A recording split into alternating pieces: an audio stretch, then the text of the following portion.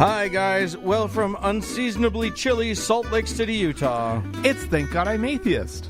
the podcast. I'm Frank Feldman. And I'm Dan Beecher. And coming up today, Dan, we've got an interview with Andrew Gold, podcaster, documentary guy, journalist. A TV presenter for the BBC.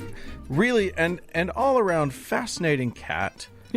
Who's going to tell us a spooky ghost story. Woo! Sorry, not ghosts. He's going to tell us a spooky demon story. So even better than ghosts. Yeah, that works for Halloween, which of course it is today. Dan, happy Halloween. Yeah, woo.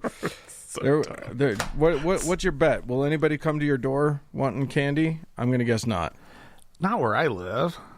But like probably very few trick-or-treaters in general. Because, tis now you could get something really spooky like a global pandemic disease. So there is that. But before we talk to Andrew, we got to get to some stories. We got some news, Dan. Some stuff that happened this week. There's a big old world out there. And I've got a story about some witches who are trying to do something about all that. Trying to help out in the world. Oh, okay. Normally you think of witches as being where things once went wrong. Okay. They this last Friday, thousands of witches across the country decided to cast a binding spell on Donald Trump. And ensuring his failure in the upcoming election in just a couple days, actually. Oh my gosh! So well, that sounds terrifying. I hope it works. I hope sometimes, unfortunately, what's the thing about strange bedfellows? Yeah, exactly. But nonetheless, I apparently the witches have been working against Trump even before he was elected the first time. Yeah, I remember there being a story about them trying that first election. I'm not overly confident that they're going to be able to succeed, judging by their past record. Well, I don't know. Well, I mean, according to this article, Dan, that I have pulled up, the number of witches in the country has been on the rise. So if it's a numbers game, they probably have a better chance than ever.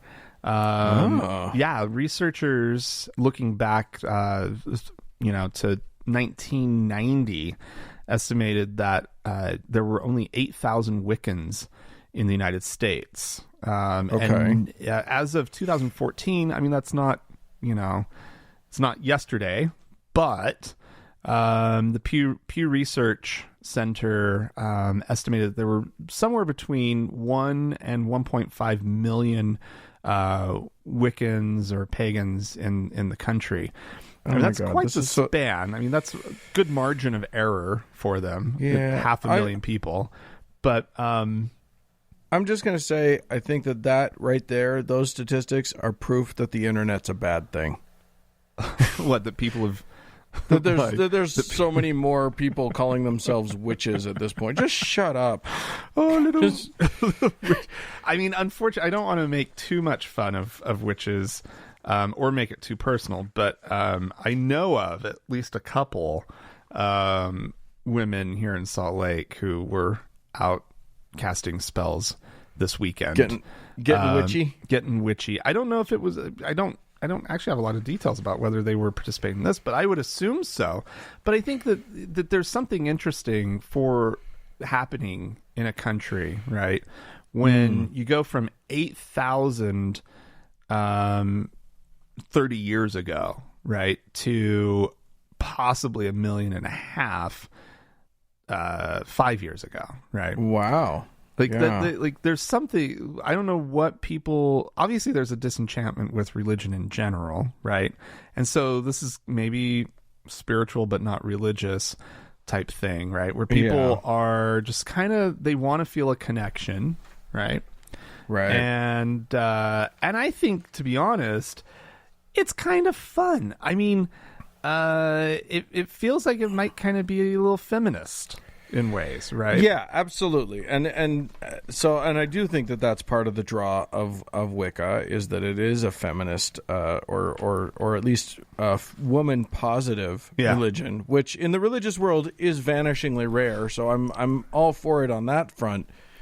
It's just I would love to see like numbers on Wicca and how many Wiccans like are genuinely believers in these spells and stuff, and how many just think of it as, like you say, kind of fun. Yeah. Well, I mean, but if nothing else, they're really freaking out the Christians, which I think is fantastic. Yeah, because actually, this story comes from CBN.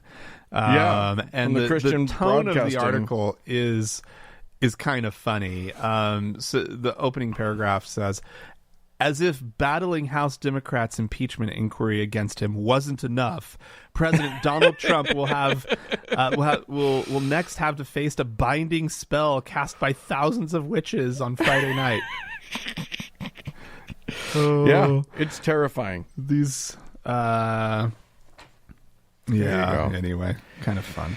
I love it. All right. Well, I am going to take us to a story that involves a young one going to school, and she, I guess, in Tennessee. Although her dad is an interesting cat because we've actually encountered him before. His name is Pastor Rich Penkoski, of the Warriors for Christ DC chapter. They were the ones, they filed a federal lawsuit earlier this summer against Washington D.C., claiming that the mayor there putting up the Black Lives Matter. You remember they painted the road that leads up to the White House with Black Lives Matter, which was a brilliant bit of trolling on Mayor Muriel Bowser's part. Right. These dingholes decided to sue based on the fact that that the mayor had broken the law by espousing Black Lives Matter, which is a cult and is a denominational sect of the religion of secular humanism. Oh my God! So I think to them everything in the world is a religion.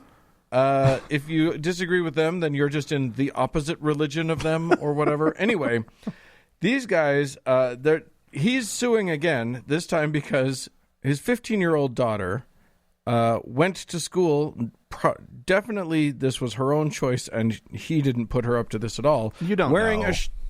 Wearing a T-shirt that says, homosexuality is a sin, 1 Corinthians 6, 9, 10. Oh, God. Yeah, I mean, it's just one of those things. So she was sent home, as is very appropriate, but he has decided to sue. And here's the thing. He's suing on a bunch of fronts. He's suing that this is, a breach of her religious freedom and her free speech and due process and equal protection. And this breaks Tennessee's Religious Freedom Restoration Act, all this stuff. Here's the thing. She should have been sent home because what she was wearing was something that would be deeply hurtful to other students at her school. Right. But that's not why she was sent home, or that's not the reason that the school gave, because schools are often run by ding-dongs. The reason that the school gave was that the shirt had a, quote, sexual connotation. Oh, God. Shut up, you idiot. No, it doesn't. It says homosexuality is a sin. There's no sexual connotation to that other than it has the word sex in the middle of it. But that's why they sent her home. So they do the right thing for the absolute wrong reason. Right. I'm going to believe the school administrators on this one, right? Because you cannot, in their silly little minds, bring up gay people without them immediately thinking of sex. Yeah. Right. Yeah, it just shows how ignorant they are. That they're just as ignorant on the topic as this idiot pastor is. But it means that they've opened themselves up to a potentially successful lawsuit, if you ask me, because if that's their reason for sending him home or for sending her home, that's not a good reason. Yeah. That's not, or rather, the shirt isn't sexual in nature. Right. So they've failed. Anyway, that's happening. Who knows what'll come of it? But yeah, teach your people about why things are good and why or bad, because getting it wrong like that is so stupid. Oh my God. Well, Dan, I'm going to stay on the topic of homosexuals. We talked about last week Pope Francis opening his big fat mouth about same-sex unions. Right. Civil unions. Right. And this, it's been very interesting to see how the world has responded, because you have places like Venezuela, where their president is now actually openly calling for civil unions to be adopted. And there's a couple other South American countries that it's sort of been in conversation, right? And they Pope feel like the Pope is actually probably going to influence the adoption of civil unions. And I know some people in this country were kind of scared that maybe that it was like, potentially trying to give cover for politicians who might want to scale back gay marriage and saying but we can do civil unions instead, right? Which is just bullshit. And if they scaled back gay marriage, if they succeed in that, they wouldn't give us civil unions in its place. But nonetheless, because it's not different. It's exactly the same thing, you morons. Like, it would be just lunacy to waste their time on that. But guess what? We're not completely out of the woods with gay marriage in this country. So, nor a lot of things. Thank you, Donald Trump and your new Supreme Court Justice. But anyway, Franklin Graham. We know that name around these parts. Billy's boy. He came out not as gay, of course. As gay? Oh my God! But against these statements by Pope Francis, lashed out. In fact, I guess you could say. And he says that the Pope's comments he were doesn't unthinkable in light of the Word of God. And he goes on. He says, for Pope Francis to attempt to normalize homosexuality is to say that Holy Scriptures are false, that our sins really don't matter, and that we can continue living in them. He says this all on Facebook. If that were true, then Jesus' death, burial, and resurrection wouldn't have been needed. The cross would have been for nothing. No one has the right or authority to trivialize Christ's sacrifice on our behalf. So, I think it was obviously predictable that American religious types would be upset about the Pope opening his mouth in what I see as an attempt to help or encourage societies to move on from this issue, right?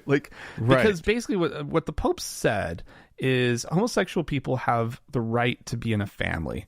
They are children of God. You can't kick someone out of a family nor make their life miserable for this.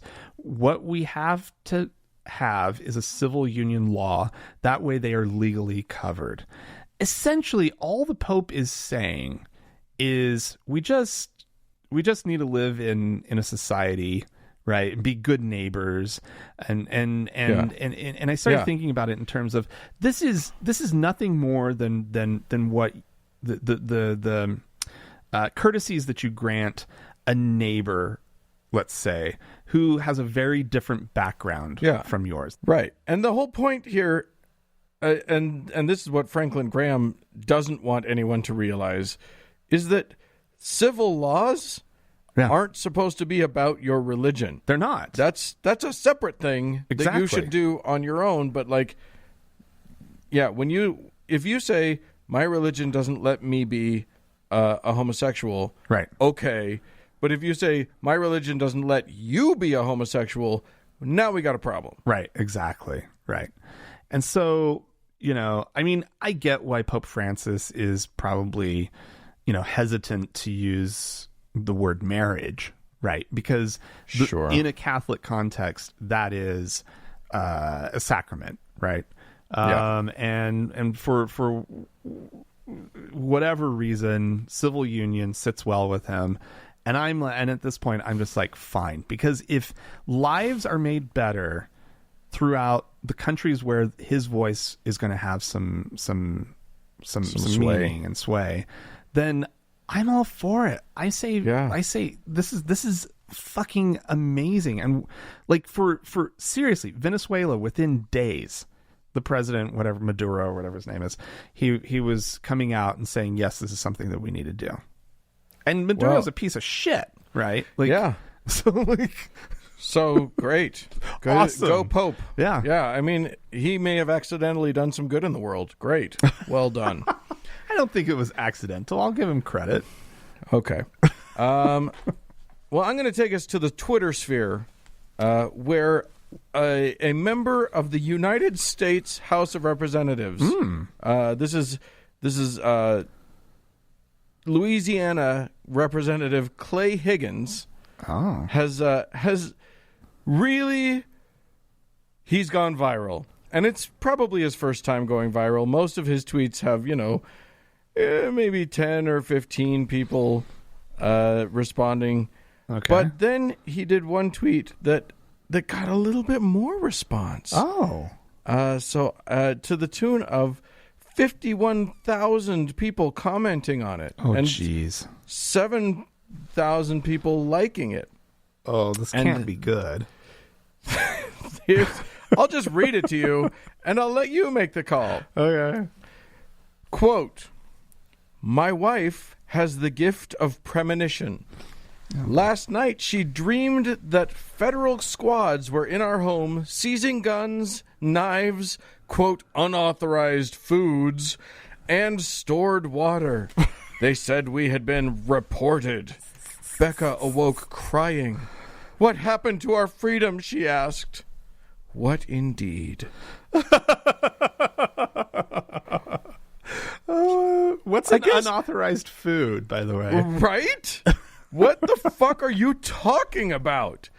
It's like we live in a country where that guy can tweet that and not fear losing his job as a representative of our government?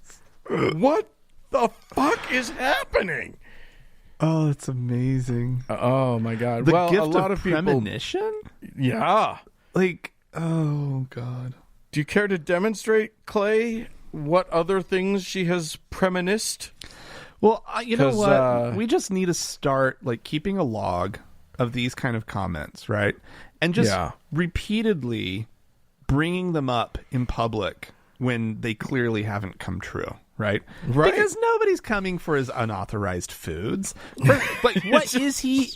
What is it? Yeah, what do you have a stash of communion wafers in the fridge or something? Like, I was going to think, like, hell? What species are the on the on the endangered species list? Yeah, he's got bald eagle in the fridge. Yeah, exactly. What are the liberal goon squads going to be mad that you're eating? You know what it is? They think that all of the liberals are like vegans or whatever, are raging vegans. So maybe he thinks he doesn't have any tofu. It's going to be beef. He's going to have his beef taken away. Oh golly, that's amazing. People tweeted back, of course, talking about things like, last night I dreamed that my cancer treatment cost $20,000 and I didn't have the money. And I woke up and it was true. And I started to laugh, and that's bad. Yeah. I mean, people have real problems, Representative Clay. You don't need to ask what happened to our freedom for an event that was your wife's stupid dream. Oh, God. Amazing. Yeah. Absolutely amazing. My wife has the gift of dreams also. They're usually quite boring. And none of them come true. But she still tells you about them. She still tells me about them. It's true. Well, Dan. Yes? Something happened, probably, week or two ago. Definitely over a week. But we didn't talk about it on the show last week. And we probably should have brought it up. It's the story of what's going on in France right now with the school teacher who was murdered. Oh yeah. Over having discussed some the Prophet Muhammad, some cartoons and whatnot in the classroom.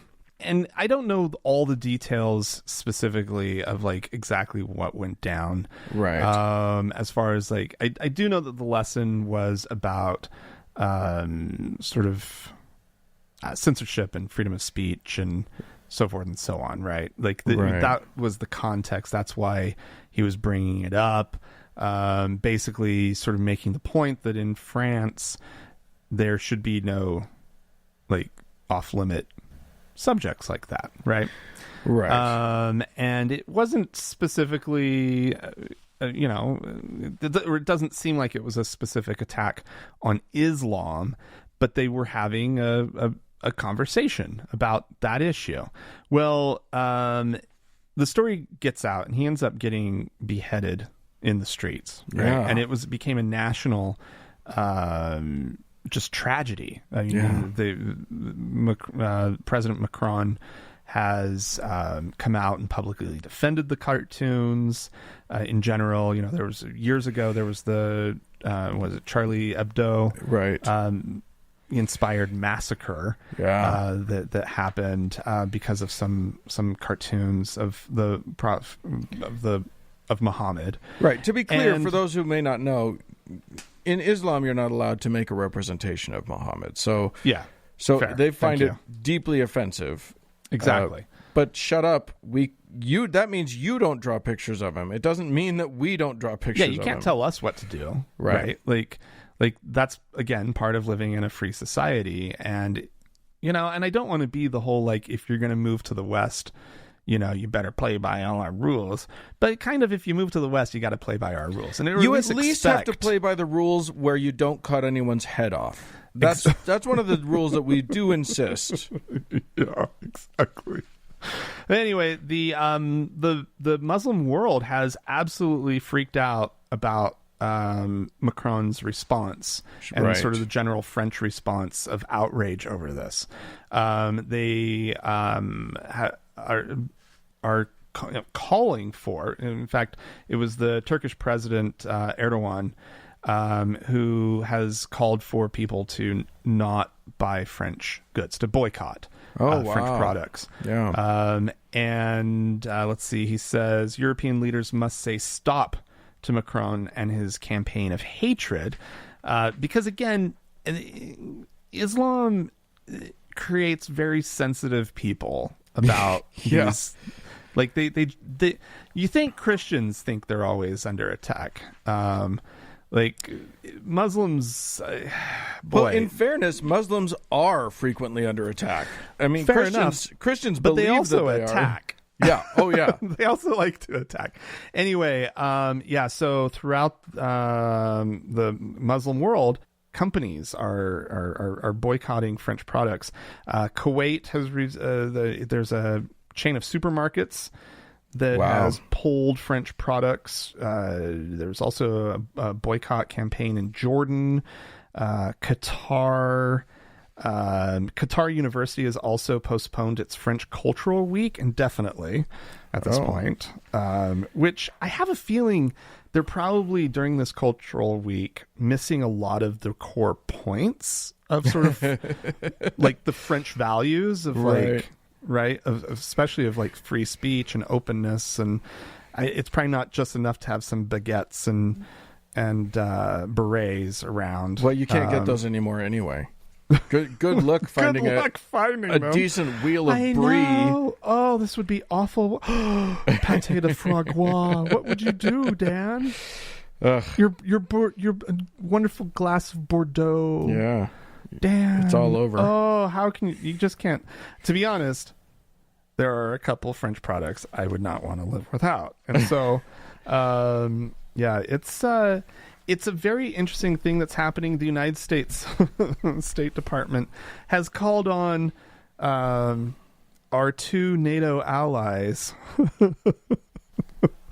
France and Turkey, to basically stop fighting. Kiss and make up. I'm just like, boy, that's choice. That's choice, United States. Yeah. The way we've been treating NATO. Yeah. Like, that's well done. Well done, State Department. Sounds about right. Oh my gosh. Well, I wanted you and I'm going to take you back a little bit. I wanted to talk a little bit, remind you of a time, what was it, 4 years ago, something like that, where you and I went to Madison, Wisconsin. Oh, yeah. And were invited to speak at the Free Thought Festival hosted by the University of Wisconsin-Madison. And it was a delightful thing.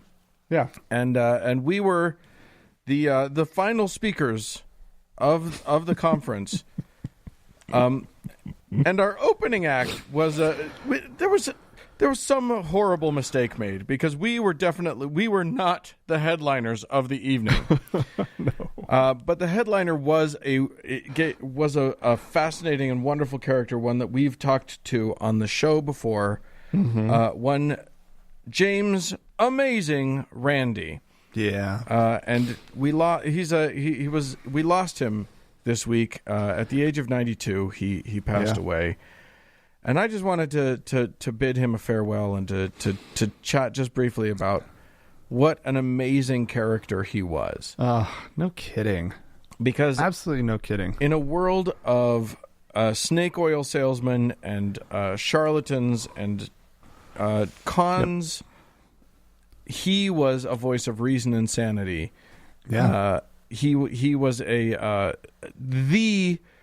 preeminent debunker for a long time, and put himself out there as such. Kind of became quite famous when he went up against a guy named Uri Geller, who was a supposed psychic and claimed to be able bender. Yeah, he could manipulate metal with his mind. He could do all of these amazing feats, and he did them all the time, and people were just blown away. He had been studied by professors who were convinced of his powers. And then he went on The Tonight Show, then with Johnny Carson. Yeah. And Johnny reached out to the amazing Randi, or maybe Randi reached out to Johnny and said, "Hey, if you're having Geller come on, let me tell you how to make sure that he's not cheating." Right. And all he did was just say, "Okay, you guys supply the props for him. He'll want spoons. Right. He'll want things that move around, a ball that can move, a metal ball or whatever. And just make sure that he doesn't have access to them until the moment of." Right. And so the show opens. I've seen the clip. I'm sure you have, Frank. Anybody who hasn't seen the clip, go. You can see there's a documentary called An Honest Liar about James Randi, and it has this clip of Uri Geller going on the Tonight Show, and there's Johnny Carson. He pulls the sort of cloth off of all of these props and says, "All right, go." And Uri just sits there and goes, yeah. And then just says, "I'm sorry, I'm too tired. I can't." Doesn't he kind of pick them up and kind of play with them a little bit? And then it's just like, I just can't. I can't. And he puts on a little bit of a show. You see him. You can. Yeah. I'm surprised smoke didn't actually come out of his ears, because you see him desperately trying to process how to get himself out of it. And didn't they have James Randi actually come out and sort of demonstrate how you could make a spoon look like it's falling apart? Or was that a different? That was a different thing. Okay, all right. And he may have come on in different times, but yes, Randi was this guy who would go and the thing is, he was a trained. His background was as a magician. He called himself a conjurer, I think,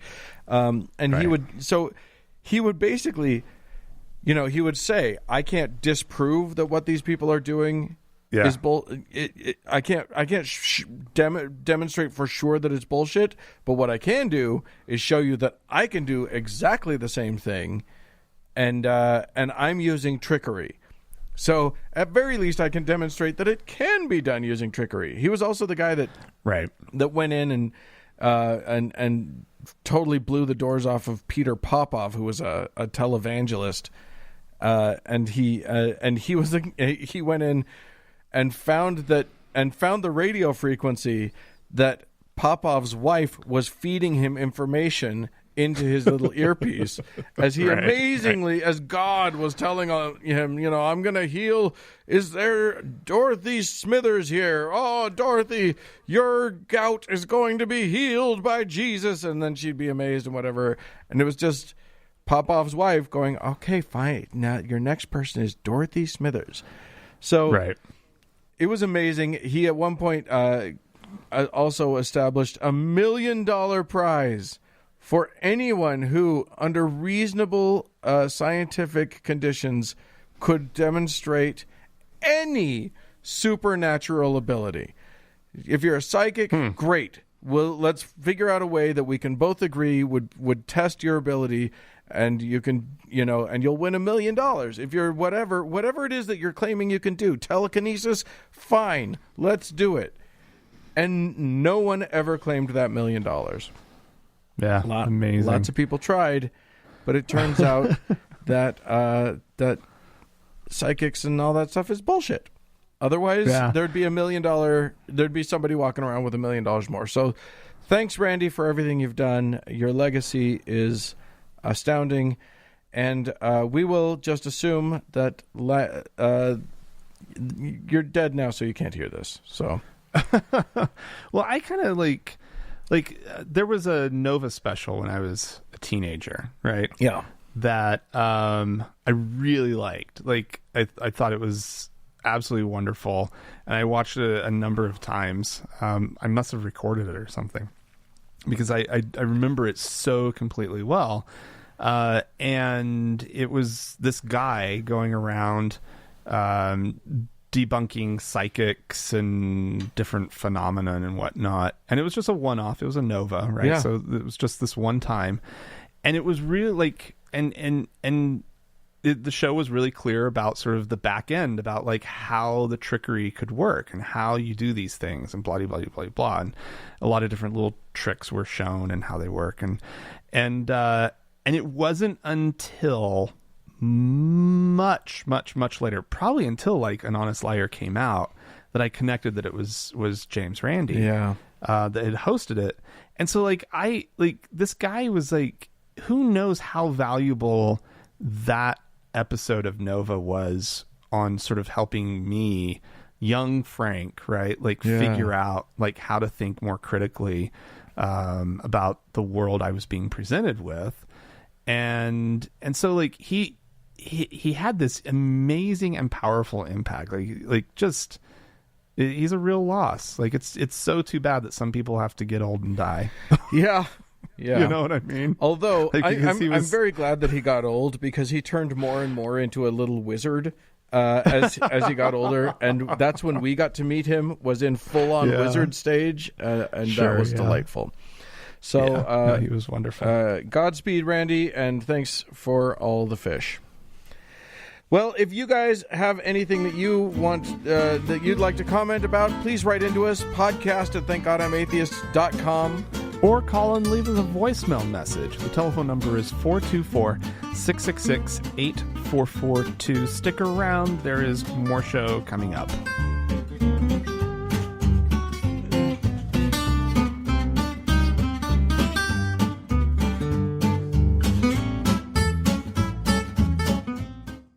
Hey, Dan. Yes? There's something we like to do on this show, and it's playing clips, little audio clips of preachers making sense. Right. The one thing that we definitely that there's an abundance of is preachers finding themselves aligning with reality. That's how preachers do. It's their big thing. Absolutely. So this is Hank Kuhneman. Yeah, I guess that's how you say it. I pronounce it Hankuna Matata. Anyway, and he had a dream, right? Yeah. Well, this guy, let me tell you something. Yeah, his dreams are better than any congresswoman's wife will ever be. And he knows what's going to happen. He knows the future, and we get to hear it straight from his Elvis-looking face. So I'm going to play it for you. God said something. I had a dream, and I'll go very quickly. Before President Trump came down with COVID, this is a documented dream. I contacted several people and let them know. I was in a room with the president. He asked me to pray for him. I said, yes. He said, now pray the way that you pray. And I prayed for him. And he pulled me to his left ear, which is interesting, Marcus. It was his left ear because God wanted me to comfort him regarding the left. And I said to him, President Trump, they're going to pull you off of the campaign trail. You're going to be pulled off for a short season. Don't worry about it. It's for your safety. But the second thing is there is coming a Hezekiah moment to your life. Here I was prophesying that he was going to get sick in a dream. And I said to him, I said, but just like Hezekiah, who reminded God of the good that he did for the nation and in the nation, you will have an encounter with God, that you will speak to him privately. But God is requiring this so that he could have access, just like he did with Hezekiah, to the nation that will extend a time frame to the nation. And you know, President Trump said he talked to God more than he ever talked to him in that hospital. He cried out to God. And just like Hezekiah said, God, remember the good that I've done. So did President Trump. As a result, God extended what was a Hezekiah moment, 15 years, not only to the king, but to the nation. Because of what happened with President Trump just recently, he calling out to God has extended God's hand that's going to extend over 3 elections. That's what the Lord said. Oh, well, I'm glad that he documented that dream, just like we now have documentation of him and his prophecy. So let's find out how good you are, dude. Yeah, this part is documented for sure. You just said he's going to get not 1, but 2 more terms as president of the United States. So no, he's not. No, he's not. No, he's not. Sorry, but he's not. I don't know who Hezekiah is, but hopefully. I assume he's wrong about that. Right. Like this whole calling for Trump to have 3 terms in office, you know, we don't know. We don't know the outcome of this election yet. It's possible that Trump's going to have another term. As horrifying of a thought as that is. Yeah. But I feel pretty good in saying he's not going to have a 3rd term. Well, fuck you. No, there's no fucking way. Yeah, the stuff that would have to happen would be outrageous. The sequence of events to get him there, none of us want to live through it. But the other thing that I think is really interesting, and it kind of occurred to me while listening to this guy talk, because it's been weird to me how many of these preachers like to get up about some dream that they had where they were talking to Trump. Yeah. Right? And then they say that quickly, and then the rest of it is just this story about, and then I said to Trump, and then Trump did this, and blah, blah, blah. Oh, yeah. And I think it's just this trick to put themselves in the room with Trump. To make them sound like they had a private audience. And Trump, Trump listens to what I say in my dreams. Yeah, exactly. In my dreams. Dream Trump really likes my prophecies. He's really fascinated. So we like to talk. It's so lame. So dumb. Oh, my God. These guys. Well, we had somebody write into us. I wanted to get to. This is from Dan in the Catskills, who says, "Hi, guys. I just wanted to let you know what they taught me in Catholic school was that the Pope himself is fallible." This is because we were talking about the Pope, and we had talked about how he was supposedly infallible. So how could he have gotten... And you put a call out to explain exactly. Because how could he have gotten things wrong? Because he keeps saying things, and then, quote, the Vatican keeps coming out and saying, no, he didn't mean that. Right. So Dan says, what they taught me in Catholic school was that the Pope himself is fallible, but his official edicts on matters of faith are infallible if they are spoken from the chair of St. Peter or written as an official papal bull, and these are relatively uncommon, with only 5 since 1950. Is it a literal chair? I hope so. Is there a chair of St. Peter? You're the one that lived in Rome for 2 years. Shouldn't you know that? don't know. Go see the chair. They got a lot of weird things that belong to people, and including body parts that belong to people. Yeah. But I bet it's like a throne or chair. Hey, write in. Tell us. Exactly. Now we need somebody to write in to clarify that thing. All I want in the world now is for a pope to go just barely crazy enough that they go and sit in the chair and they're like, okay, these are all official things. Everybody ready? Okay. Weasels are now food. Everybody should be eating those. Also, swimming with the dolphins is the same as praying to Jesus. And just no, people shouldn't be swimming with dolphins. Like, I just want a crazy pope. End this. What I'm saying is I want a crazy pope. No, he should. But if he's going to be crazy, denounce swimming with dolphins. Okay, fine. Like that needs to happen. But come out as being so pro-gay that it's not even funny. And pro-weasel, I'm fine with pro-weasel. Well, that's going against Leviticus, so I don't know how that's going to work out. Do we have anybody to thank this week? We do indeed, Dan. Oh, good. We have a new teacher by the name of Lil Stapler. Woohoo! I love a good away. I love a good little stapler. Lil Stapler. Yeah. So thank you so much for heading on over to thankgodimatheist.com and clicking on that support tab. That was really nice of you. I believe that is the first bit of office supply equipment that we have ever given the priesthood to. So just a little thing. I'm glad it wasn't a large stapler because it's harder to get your hands on lay on those things. Anyway. And then of course, as always, Dan, we have our top donor, our Lord and Savior to thank, Davis. Woo! Well, thank you all so much. We appreciate you and everything that you do for us, and more show to come.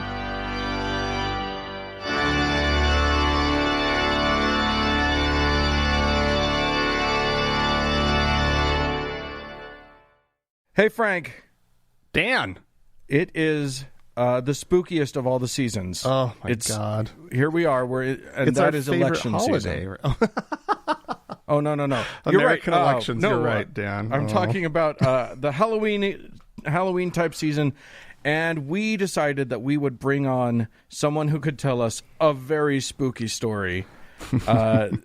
So we've got Andrew Gold with us here, BBC presenter and journalist. Andrew Gold, hello, welcome to the show. Hello, thanks for having me, guys. Pleasure to be here. Yeah, we really appreciate you coming here, and you especially because you're going to tell us what I perceive to be a genuinely spooky story, which involves demons, and it involves but the demons are not really the scary part of your story. It's the demon. It's the guy who's trying to deal with the demons that's the scariest part of your story. Do you want to tell us sort of where you went and what you were dealing with? Yeah, I mean, from his point of view, I was probably the scariest part of the story. Well, that's true. You're kind of a demon to him. Yeah, we worked with that metaphor a little bit in the documentary, actually, because there's a bit where he's shouting about the devil, and you can sort of see me walking out of his church and stuff. But yeah, he's this was in Argentina. I was living there for a while, and there was this priest who is an exorcist. He was actually of the Lutheran denomination, but I think I think he's just sort of a lone soldier against the demons or whatever. Oh yeah. And he did use that metaphor, right? He used a sort of war metaphor when talking about it. I think that was all very exciting for him, and I think he had like all around his church he'd have like all this movie memorabilia, from The Exorcist and all of that kind of stuff, and he superimposed his face into like the character's face. God. That's so weird. So this was the thing. I was like sitting around in Buenos Aires where I lived, and I was just like looking into stories, and there's so much stuff in Argentina. I was looking at all these different things, and I just turned the TV on every now and then, and he just kept popping up on different channels. And the thing about Buenos Aires is it really is quite a lot of it is very modern and very much like Europe. It's very sort of almost like being in like a big city in Italy or Spain. Yeah. So you don't. I suppose you guys in America, you've got some weird TV channels as well, because it's not something we have. You know that thing of like the priests talking to you on on TV channels. I've not grown up with that stuff, you know. We invented that shit. Yeah, you did. Televangelism. Yeah. Yeah. Man, we just didn't have any of that. I mean, it must exist, but it's really not there. So, right. Yeah, it was weird for me to see this exorcist guy being taken. It's a very Catholic country, Argentina, so it was being taken very seriously, as he was like, you know, they'd have the news and then be like, and what do you think, Padre Manuel? And he'd be like, well, today Jupiter is going to be near to whatever, and so it means demons are going to be out and you've got to have a bit of garlic, and just loads of it was like a mixture of religion with like, wow, yeah. I mean, that you've got like some Bram Stoker shit coming in there. You've got astrology. That's pretty amazing. Oh, he's got it all, man. Because people just want to be entertained, you know. I think that's what a lot of religion comes down to. It's entertaining, it's exciting, and it gives you this idea that there must be something out there, so you're not going to die, and how wonderful. And the other thing is, doesn't the entertainment element of this kind of delegitimize him in their eyes at all? 100%. Well, in my eyes. In your eyes, yeah. But like, at one point in the documentary, he starts playing the theme song from The Exorcist. Yeah. Tubular Bells, isn't it? But the people don't seem to think that that's a dead giveaway, that he might be just a showman. You know, he has a lot of followers and stuff, and he has this huge social media presence, and he the center of Buenos Aires, like I say, is quite modern, and there's a middle class there, like very present. In the suburbs where he works, it's very, very impoverished, and there's a lack of education, and there's very little talking about mental illness and things like that. So these people, if they were suffering from some sort of depression or whatever it might be, they don't have a friend, they don't have a teacher, they don't have a family member who's going to tell them what that is. So for them, they're feeling a lot of things like schizophrenia, for example, or very, very severe obsessive compulsive disorder can feel very similar to the kinds of things you'd expect from a demon, you know, like the urges and pushes and intrusive thoughts. Right. So they want to believe that instead of, oh no, you're going to have to go through 10 years of probably very expensive medical care, actually, no, I just have to go and turn up with this guy, and he's going to do a lot of whatever and fight the demon, and none of it's my fault, it's because of a demon, and I'll be better in 10 minutes. So, you know, the human mind's, I think, amazing at believing stuff, and he uses those stories, you know. Yeah, absolutely. So you start to investigate the guy, and you get some pretty good access. He clearly, especially at first, wanted you there. The publicity was tantalizing for him. Yeah. I think it was this thing. It was like the next big stage. In his mind, he'd perhaps conquered Buenos Aires, or maybe even the whole of Argentina with his social media stuff. He'd done this like big time exorcism on this woman called Laura, or Paula, or she changes her name intermittently in the film, but she was like the big, you know, that was his blockbuster film, you know, and it went really viral and all this stuff. So it was like, okay, I've conquered Argentina, and now I'm in the big leagues. Someone from the BBC is here. So he didn't know that I was, you know, I didn't believe in any of this. I just said to him, I really appreciate your work, and I'd love to come and hang out with you, you know? And so, and he said yes. Yeah, what happened? I was talking at the time, you know, I didn't get this commissioned by the BBC because I hadn't worked with them before. I'd only worked before with like, there's a TV channel in the States called Fusion.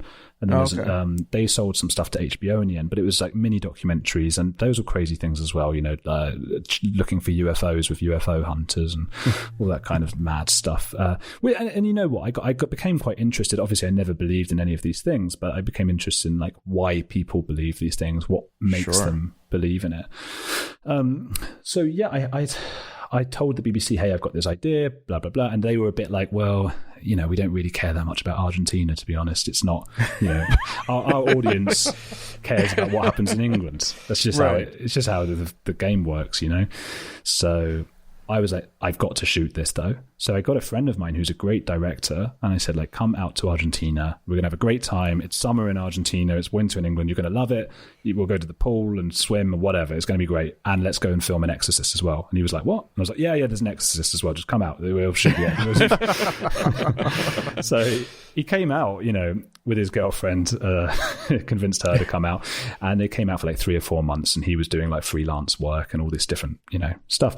And Exorcist guy, in that time for a few weeks, I'd been talking back and forward with him, and I told him, like, look, the BBC want to see a pilot first, which wasn't technically true, but it was just like, the BBC had said, like, we like this story, but it's not something we're going to put our money into right now. So I thought, I've got to film it. And he just said, he replied in all his emails, The Exorcist, in a very sort of medieval, religious, proper way that you don't expect in an email, blessed be the fruit or whatever. All that stuff. And he was loving it. He was really, sucking up to me, because it was like big English people coming to do whatever, I guess. So, yeah, he loved it. We started coming to see him do his stuff. We filmed over a period of like 5 or 6 weeks, and went back 2 or 3 times a week, and just sort of hung out and hung around the place, and started like looking into what he was really doing. Yeah. Well, and you didn't just look into it. Yeah. You got to participate. Oh, yeah. So that's another thing. So, I mean, I guess I thought this was going to be quite funny. And, sometimes, again, it's a very British tradition, but you have American versions of them, I'm sure. I mean, Michael Moore sort of does not... He's a bit too political, maybe. But just, it's fun to take part in the thing that I'm doing, Sure. And, I thought this is going to be, like, quite funny. And it is funny, So, as you'll have seen, I'm a bit mocking... I mean, maybe the closest that sort of Sacha Baron Cohen, the Borat stuff. It's that kind of. We've got do you know what I mean? The Borat guy? Yeah, of course. But you're not there trying to trick anybody or present yourself as anything that you're not. You're just there as you. I think I equate it to the Sacha Baron Cohen thing, and it's something that actually doesn't sit well with me. I regret it in some ways, but Sacha Baron Cohen obviously is so over the top, it's ridiculous. But I was sort of presenting something that wasn't me, because I was pretending I was somebody who might give what he's doing a chance, or a fair trial, so to speak. And that was just not what I was doing. I was asking him questions about, so do you see vampires every now and then, and stuff like that, and he thought I was asking him serious questions, Well, but it turns out, right? Yeah, he ends up like admitting to like seeing certain things, right? And, oh yeah, I didn't expect. I thought, how far can I push it? So that's how I felt very Sacha Baron Cohen, if you know what I mean. I felt very right. And what about vampires? And I thought that was when he was going to be like, well, but obviously vampires are fictitious, come on. And he didn't. He just kept, staring at me straight face, and just like, we've seen vampires, we've seen levitation, seen her heads turn. Levitation.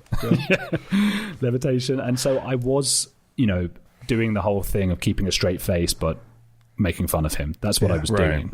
And it's not that I feel bad about that, because I think he's not the nicest person. It's just, I don't know if I would necessarily do that now. It was a couple of years ago I made the film, right? Well, you know what, actually I would do that now, but that's how it started. And when I participated in the first exorcism, I got to ring the bells that apparently stave off the devil.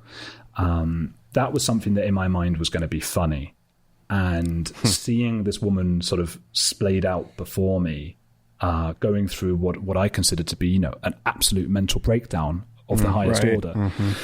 And it's not often you see someone like that. I can only equate it to like a pregnancy or something, especially because he often had women and screaming, and they're expelling something from within.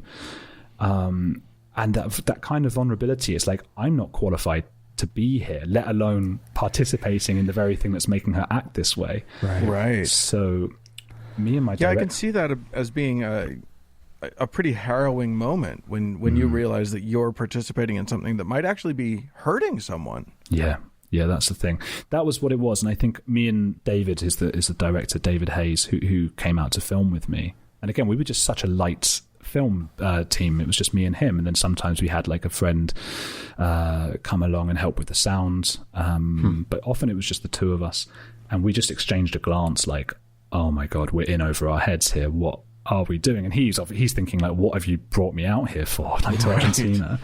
It was because in the film you get like, we show 2 or 3 exorcisms. We showed 2, and then there's bits of a previous one as well. That wasn't what we weren't there for.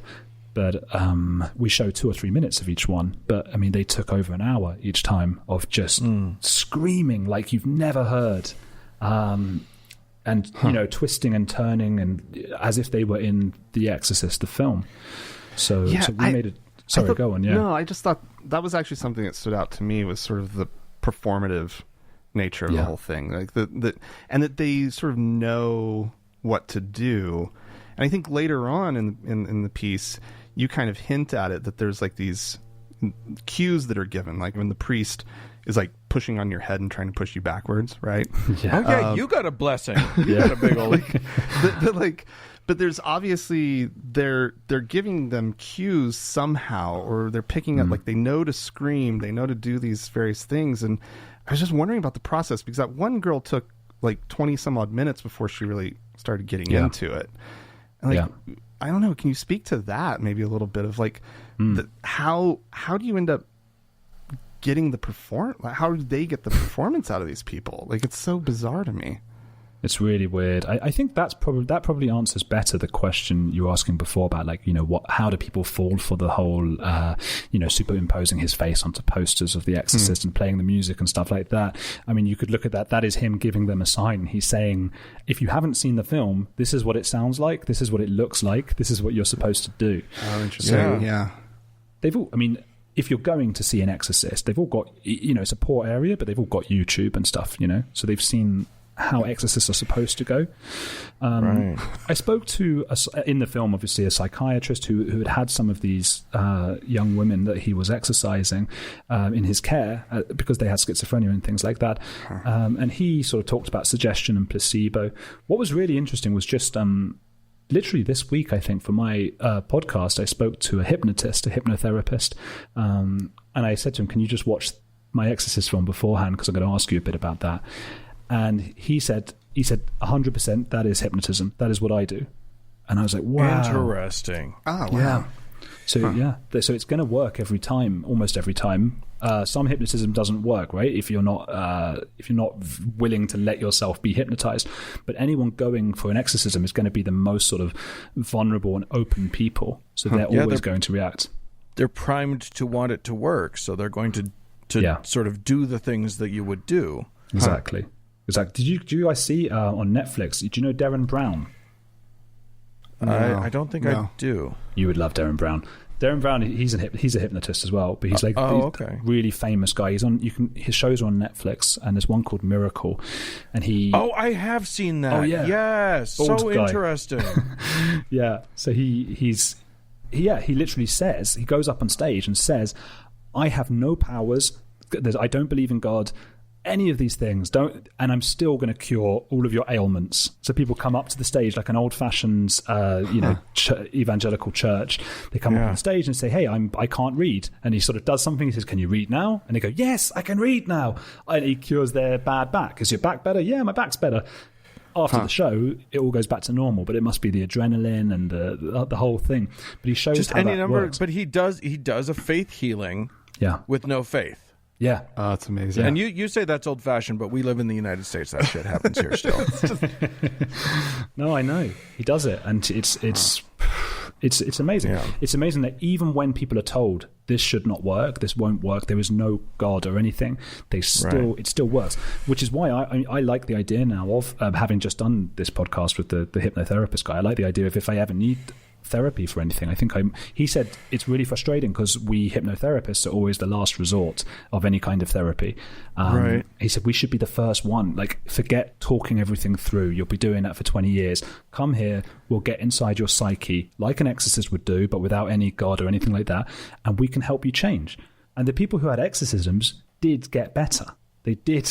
That was what was like really frustrating for me, I suppose, was that the exorcist was right every time. and you do talk about that in the film that you interview one girl that you were present for her exorcism, and she and her family are there talking about how well it worked. She's herself again. She doesn't have problems that she had before, and it worked. Yeah. But it doesn't turn out right? It doesn't turn out to have been a permanent solution, though. No. No, and because at the end of the day, and I think it can cause more harm than good, because I think it's one thing going to hypnotherapists and you're very aware of what he or she is doing, what they are doing to you, and what the process is and everything like that, and it's a bit, you are sort of plastering over cracks to an extent, but maybe that the deal when you go in. Right. If you believe in an exorcism or in demons and stuff, you don't. You're told about all this paranormal nonsense, and it's going to mess with your head. This young girl, Candela, she's 17 years old, and she's like, she was slitting her wrists and things, and this is, as clear cut a case of somebody with some form, I'm obviously not a doctor, but some form of depression or whatever it might be. So it's not helpful for her she has to deal with the root issue, and she's not doing that. And she had a good year, because I stayed in touch with her after the film. She had a good year of feeling much better, and that's as far as suggestion and placebo could go in her case. Yeah, it's and it is tricky, right? It because you want people to feel better. Yeah. But boy, that's one of those things where if you feel, if she ends up feeling better for a minute, but she has not addressed the root causes of anything.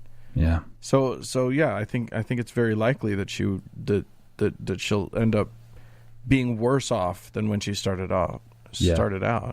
It's a traumatic thing to go through. I mean, she'll never forget that, even if in many years' time, she's an atheist and she doesn't believe in this stuff. She'll always remember what that process was like, what she went through. It was totally unnecessary. But you can also see, I mean, I don't have any kids, but I can't imagine, whenever I've heard people talk about having a child who has, whether it be, anorexia, which she had as well, bulimia, depression, those kinds of things, and you're helpless. You'll try anything. Yeah. And they were so desperate, all of them, to believe that this guy was right and that she was fixed, because they said it straight after the exorcism, didn't they? They were like, "She's much better." And I was like, "We haven't even spoken to her yet. She's better." So, that's belief. Oh my gosh. So, I'm curious how it felt for you to be in the room, seeing these things, hearing these people screaming on the ground while a man yells at them over top, because it's an alarming process. The entire thing is quite scary, actually. Yeah, I think it's a really weird thing when you're like a documentary TV presenter, like you're the on-screen journalist, so you're walking around again like Michael Moore or whoever. That's because it's a really big tradition in England that I don't think is as big in America, that kind of documentary. That's why I always mention Michael Moore, but like I say, he's much more political, as but when you have that, it's almost like a shield of armor, and you sort of, I guess that must be what Sacha Baron Cohen does as well. You feel a little bit invincible. You're always aware of the camera, and you're sort of caught in two minds all the time.